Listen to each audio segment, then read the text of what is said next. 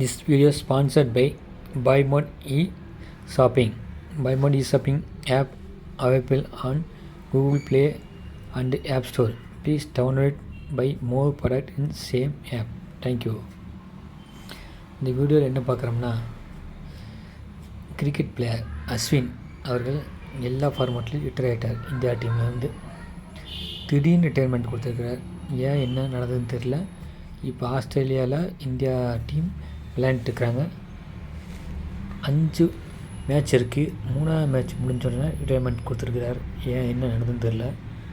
அவர் சொன்ன பதில், நான் முன்னே நினச்சிக்கிட்டு இருந்தேன் ரிட்டையர்மெண்ட் கொடுக்கணுன்னு, இதுதான் கரெக்ட் டைம், அதனால் ரிட்டையர்மெண்ட் கொடுத்துட்டேன் அப்படிங்கிறாரு. இல்லை டீமுக்குள்ளே ப்ரெஷர் இருந்ததா, யாராச்சும் அவர் காயப்படுத்தினாங்களா ஏதாவது சொல்லி அப்படிங்கிறது கரெக்டாக அவர் சொல்லலை. அவர் என்ன சொல்லியிருக்கிறாருன்னா, நான் விக்கெட் எடுத்து ஹேப்பியாக இருந்து ரொம்ப நாள் ஆயிடுச்சு, என் கனவுல எதுவுமே வரமாட்டேது அப்படின்ட்டு இருக்கிறாரு. இது உண்மையா அப்படின்னு தெரியல. இவர் பயணம் இன்னும் இருந்திருக்க வேண்டியது. ஹையஸ்ட் விக்கெட் டேக்கரில் பேரில் இருக்கிறாரு. இந்தியா லெவலில் பார்த்தா ஒரு 5 விக்கெட் டேக்கர் எடுத்தால் கண்டிப்பாக அவர் இருப்பார். 5 கும்ப்ளே தான் ஹையஸ்ட் விக்கெட் டேக்கர் வச்சுருக்கிறாரு நம்ம இந்தியா டீமில். அதன் பிறகு அஸ்வின் இருக்கிறாரு. அப்படி இருக்கிறவர் ஏன் திடீர்னு ரிட்டையர்மெண்ட் கொடுத்தாருன்னு தெரில. இப்போது நான் சும்மா இருக்க மாட்டேன், கண்டிப்பாக தமிழ்நாட்டு மக்களுக்கு தமிழ்நாட்டில் ஒரு மினியாக ஒரு இது வச்சுருக்கிறாரு. நம்ம கிரிக்கெட் சார்ந்த கிளப் வச்சுக்கிறேன், அதை மேம்படுத்த போகிறேன், நல்லா பார்த்துக்க போகிறேன் அப்படின்ட்டு இருக்கிறாரு. இங்கே சென்னை விமானத்தில் நல்லா வரவேற்பு கொடுத்தாங்க தமிழ்நாட்டு மக்கள். அவருக்கு நன்றி சொன்னார். வீட்டில் இனிமேல் சும்மா இருக்க முடியாது, ஏதோ ஒன்று செஞ்சுக்கிட்டே இருப்பேன், உங்களை மறுபடியும் மீட் பண்ணுறேன் அப்படின்னு செய்தலாட்டு சொல்லியிருக்கிறாரு.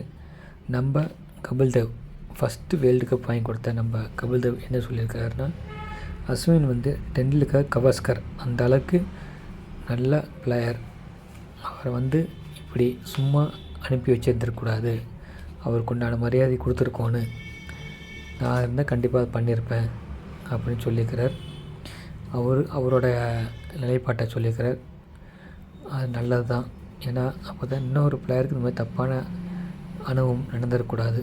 இந்த டீம் விட்டு வெளியே வரும்போது கண்டிப்பாக அதை வருங்கால கேப்டன் கண்டிப்பாக நான் யோசிப்பார் என்று நினைக்கிறோம்.